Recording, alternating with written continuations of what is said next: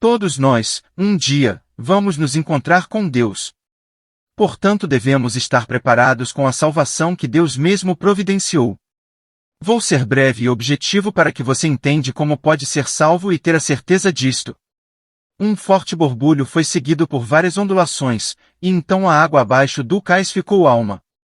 Seu amigo se agachou no baixo cais indiano, seus olhos se fixaram no local onde pequenas olhas subiam à superfície desde o fundo da água.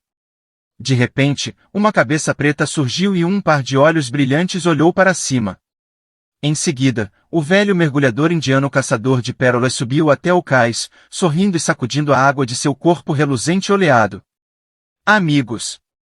Um mergulho tão bom como eu nunca vi, Rambal, gritou seu amigo, David Morse.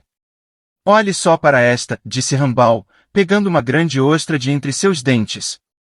Eu acho que vai ser boa. Morse pegou-a e, cheio de curiosidade, abriu-a com sua faca de bolso. Rambal estava tirando outra pequena ostra de sua tanga.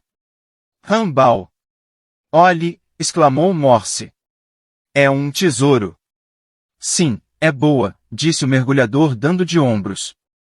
Boa! Você já viu uma pérola melhor? Ela é perfeita, não é? Morse rolou e rolou a pérola entre os dedos e então entregou ao indiano. Ah, sim, existem pérolas melhores, muito melhores. Porque eu tenho uma, sua voz diminuiu. Veja essa, as imperfeições, as manchas pretas aqui, essa pequenina falha, até mesmo o formato é um pouco alongado, mas é uma boa pérola. É como você fala do seu Deus. As pessoas parecem perfeitas para si mesmas, mas Deus as vê como realmente são. Os dois homens iniciaram um empoeirado caminho até a cidade. Você está certo, Rambal.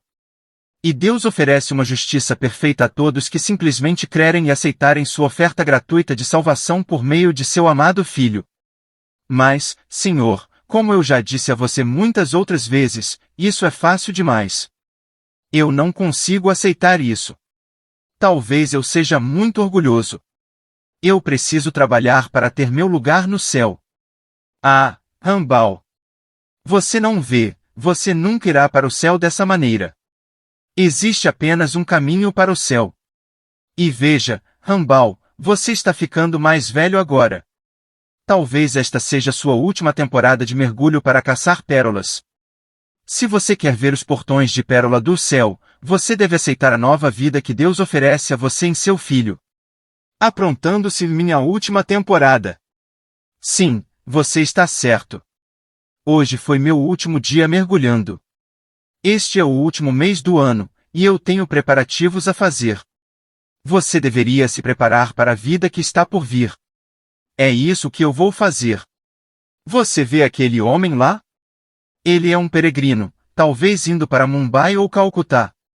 Ele caminha descalço e pega as pedras mais afiadas, e veja, a cada pouco ele se ajoelha e beija o chão. Isso é bom. No primeiro dia do ano novo eu começo minha peregrinação. Toda a minha vida eu planejei isso, eu preciso me certificar do céu agora. Eu vou até Delhi de joelhos. Homem! Você está louco! São 900 milhas até Delhi. A pele irá rasgar em seus joelhos, e você terá um envenenamento sanguíneo ou lepra antes que chegue a Delhi. Não, eu preciso ir até Delhi. E então os imortais irão me recompensar. O sofrimento será doce, pois ele vai comprar o céu para mim. Rambal. Meu amigo. Você não pode. Como posso deixar você fazer isso quando Jesus Cristo morreu para comprar o céu para você? Mas o velho homem não se comovia. Você é o meu melhor amigo na terra, Sr. Morse. Você esteve ao meu lado por todos estes anos. Na doença e na necessidade, algumas vezes você tem sido meu único amigo. Mas nem mesmo você pode me tirar este grande desejo de comprar a felicidade eterna. Eu preciso ir a Delhi. Era inútil. O velho caçador de pérolas não conseguia entender, não conseguia aceitar a salvação gratuita de Cristo. Em uma tarde Morse atendeu a uma batida na porta e encontrou Rambal. Meu bom amigo, exclamou Morse. Entre, Rambal. Não, disse o caçador de pérolas, eu quero que você venha até minha casa por um momento. Eu tenho algo que preciso mostrar a você. Por favor, não diga que não. O coração do seu amigo bateu forte. Talvez Deus estivesse finalmente atendendo a sua oração. É claro, eu irei, ele disse. Um bom presente. Daqui a uma semana eu vou para Delhi, você sabe, disse Rambal enquanto se aproximavam de sua casa, 10 minutos. Mais tarde. O coração do servo de Deus apertou. Morse sentou na cadeira que seu amigo tinha feito especialmente para ele. Onde muitas vezes ele havia se sentado para explicar ao mergulhador sobre o caminho de Deus para o céu. Rambal deixou a sala para logo retornar com um pequeno, porém pesado, cofre inglês. Eu tenho essa caixa há anos, ele disse. Guardo somente uma coisa nela. Agora vou lhe falar sobre isso. Sr. Morse, uma vez eu tive um filho. Um filho. Por quê, Rambal, você nunca disse uma palavra sobre ele? Não, senhor, eu não conseguia. Enquanto falava, os olhos do mergulhador se encheram de lágrimas. Agora, eu devo lhe contar, porque vou partir em breve, e quem sabe se vou mesmo retornar. Meu filho também era um mergulhador. Ele era o melhor caçador de pérolas na costa da Índia. Ele tinha o mergulho mais rápido, o olho mais aguçado, o braço mais forte e o fôlego maior do que qualquer homem que procurava por pérolas. Que alegria ele me trouxe! Ele sempre sonhou encontrar uma pérola melhor do que todas já encontradas. Um dia ele a encontrou. Mas quando encontrou, ele já estava embaixo da água por muito tempo. Ele perdeu sua vida logo depois. O velho caçador de pérolas inclinou sua cabeça e por um instante todo o seu corpo estremeceu. Todos estes anos eu guardei a pérola, ele continuou, mas agora estou indo, para não retornar, e a você, meu melhor amigo, estou dando minha pérola. O velho homem fez a combinação do cofre e retirou dele um pacote cuidadosamente embrulhado. Abrindo gentilmente o cordão, ele pegou uma pérola enorme e colocou-a na mão do servo de Deus. Era uma das maiores pérolas já encontradas na costa da Índia e ela brilhava com um esplendor e um brilho nunca vistos em pérolas cultivadas. Ela valeria uma quantia fabulosa em qualquer mercado. Por um momento o servo de Deus ficou sem palavras e olhou fixamente admirado. Rambal, ele disse, esta é uma pérola incrível, uma pérola maravilhosa. Me deixe comprá-la. Eu daria 10.000 rúpias por ela. Senhor, disse Rambal, enrijecendo seu corpo inteiro, esta pérola não tem preço. Nenhum homem em todo o mundo tem dinheiro suficiente para pagar o que esta pérola vale para mim.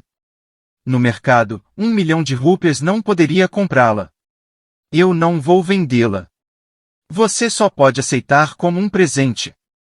Não, Rambal, eu não posso aceitar isso. Por mais que eu queira a pérola, eu não posso aceitar dessa forma.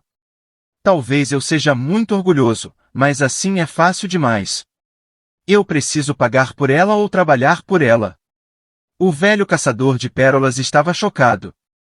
Você não entende, senhor. Você não vê? Meu único filho deu sua vida para ter essa pérola, e eu não venderia ela por dinheiro algum. Seu valor está no sangue do meu filho. Eu não posso vendê-la, mas permita que eu dê ela a você. Apenas aceite como símbolo do amor que tenho por você. O maior presente. David ficou atônito e por um momento não conseguiu falar. Então agarrou a mão do velho homem. Rambal, ele disse com uma voz suave, você não vê? Isso é o que você tem dito a Deus. O mergulhador olhou penetrantemente por um longo tempo para o servo de Deus e lentamente começou a entender. Deus está lhe oferecendo a vida eterna como um presente. É algo tão bom e de valor tão único que nenhum homem na terra poderia comprá-la. Nenhum homem na terra poderia conquistá-la. Nenhum homem é bom o bastante para merecê-la. Para Deus, sua entrada para o céu custou a vida do seu único filho. Em uma centena de peregrinações, você não conseguiria conquistar essa entrada. Tudo o que você pode fazer é aceitar como uma prova do amor de Deus por você, um pecador. Rambal, é claro que eu vou aceitar a pérola com profunda humildade. Rambal, você também não aceitaria o grande presente de Deus da vida eterna, em profunda humildade, reconhecendo que oferecer isso a você custou a ele a morte do seu filho? O dom gratuito de Deus é a vida eterna, por Cristo Jesus, nosso Senhor. Romanos 6, versículo 23. Aceite o presente. Lágrimas rolavam pela face do velho homem. O véu estava se abrindo. Ele finalmente entendeu. Senhor, agora eu vejo. Eu creio que Jesus deu a si mesmo por mim. Eu o aceito como meu Senhor e Salvador. Graças a Deus, pois, pelo seu dom inefável. 2 Coríntios 9, versículo 15. Porque Deus amou o mundo de tal maneira que deu o seu Filho unigênito, para que todo aquele que nele crê não pereça, mas tenha vida eterna. Porque Deus enviou o seu Filho ao mundo, não para que condenasse o mundo, mas para que o mundo fosse salvo por ele. Quem crê nele não é condenado, mas quem não crê já está condenado, porquanto não crê no nome do unigênito Filho de Deus. João 3, versículos 16 ao 18. Pela graça sois salvos, por meio da fé, e isso não vem de vós, é dom de Deus. Não vem das obras, para que ninguém se glorie.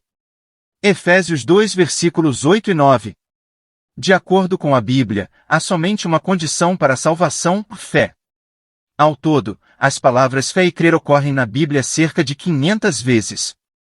Entre esses muitos versículos, mais de 100 deles nos dizem que a salvação é pelo crer, que justificação é pelo crer e que receber vida é pelo crer. Em mais de 30 passagens, é-nos dito que pela fé recebemos de Deus isto ou aquilo. Essas passagens nos mostram que o homem é agraciado por Deus por meio da fé e nada mais. Por que a Bíblia enfatiza sobremaneira a fé? Consideraremos agora por que a fé tem de ser o caminho para a salvação, mas devemos primeiro fazer uma pergunta: a salvação é obra de Deus ou do homem? Ela é plano do homem ou plano de Deus? Origina-se no homem ou em Deus? Os que não conhecem a Deus não conhecem a salvação. Somente os que conhecem a Deus conhecem a salvação de Deus. Os que conhecem a Deus devem admitir que foi Deus que iniciou a salvação. Foi Deus que a planejou e cumpriu esse plano. Como mencionamos antes, todas as coisas são feitas por Deus. Do nosso lado, nada temos a fazer, exceto crer. Por que temos de crer? Porque a redenção foi cumprida por Cristo. Deus torna o método da salvação tão simples para que todos possam obtê-la. Eis porque ele exige somente fé. Se a salvação vem de Deus, é necessário que seja universal. Se a salvação de Deus fosse apenas para determinado grupo de pessoas, Deus seria parcial. Se o caminho da salvação de Deus exigisse algo de nós, esse algo se tornaria um obstáculo para a nossa salvação. Se houvesse a simples exigência de que o homem teria de esperar 5 minutos antes de ser salvo, até isso diminuiria grandemente o número de salvos no mundo. Muitas pessoas não têm nem mesmo 5 minutos para esperar.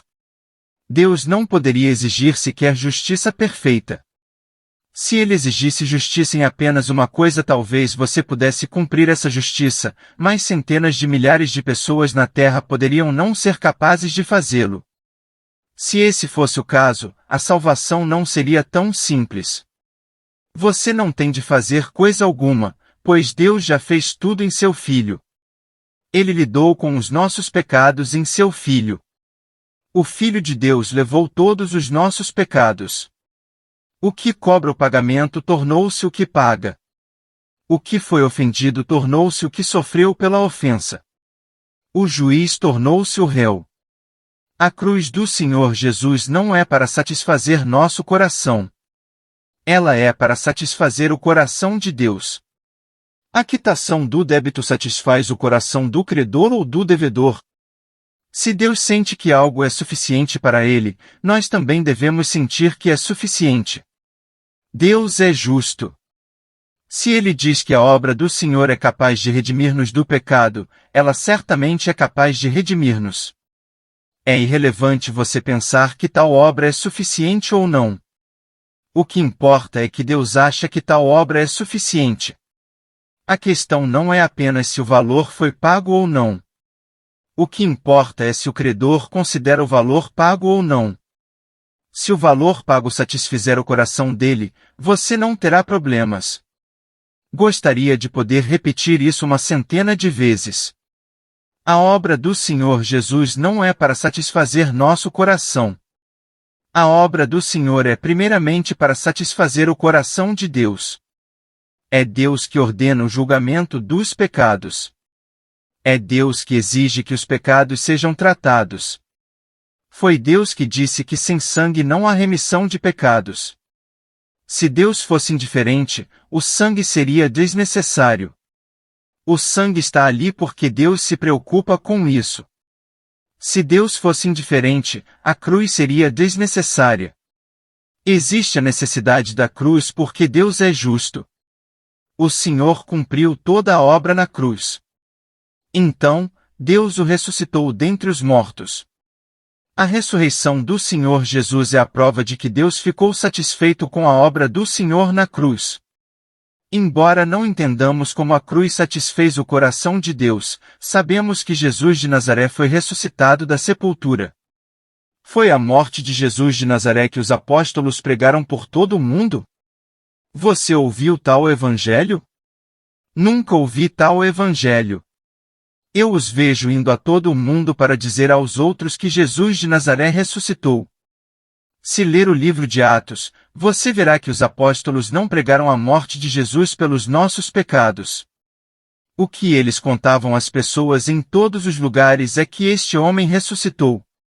Eles pregaram isso porque o fato de o Senhor ter ressuscitado prova que sua morte glorificou a Deus. O Senhor Jesus foi ressuscitado porque a sua obra fora aceita diante de Deus.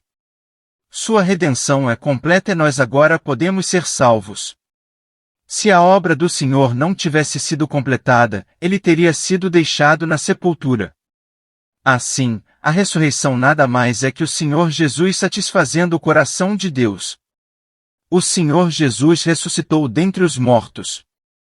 Os apóstolos pregam isso a nós como prova de nossa fé, conclamando-nos a crer no Senhor Jesus.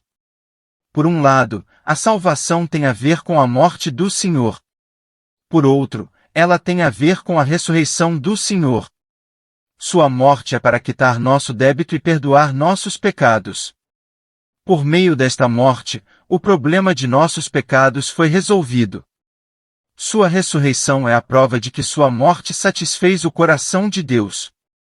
Deus considera sua obra justa e adequada. Se alguém me perguntasse como sei que fui salvo, eu lhe diria que tenho a prova. Essa prova garante que estou salvo. Você pode dizer que foi salvo numa certa data em um determinado ano, porque foi quando recebeu o Senhor.